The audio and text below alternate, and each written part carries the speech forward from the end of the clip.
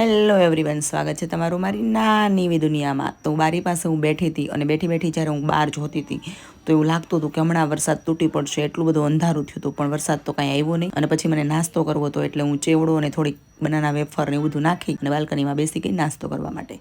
નાસ્તો કરતાં કરતાં મને વિચાર આવતો હતો કે કેમ ભૂખ લાગે, 5-6 વાગે આપણને એટલે ભૂખ જ લાગે. અને પછી જ્યારે હું પાછી આવતી હતી ને તો લાગ્યું કે આ વાળના એન્ટેના તો ઊભા થઈ ગયા છે, કંઈક કરવું પડશે આ એન્ટેનાનું તો.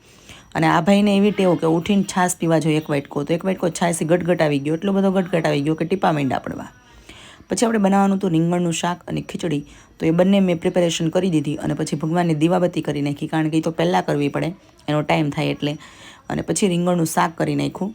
અને આ ભાઈ જે છે ને એ કંઈક રમકડો લઈને મારી પાસે આવ્યો હતો, તો મેં પકડી રાખ્યો ને ફેરવતો હતો. આનું શું નામ છે ને મિત્રો જરા કોમેન્ટ કરી દેજો. અને પછી મને વરસાદ હતો તો એ મને નીચે લઈ ગયો કે મારે સાયકલનો આંટો મારવા જવો છે. પછી હું ગઈ, હું ઊભી રહીને આંટો મારતો હતો. કાલે ફરી મળીશું નવા બ્લોગ.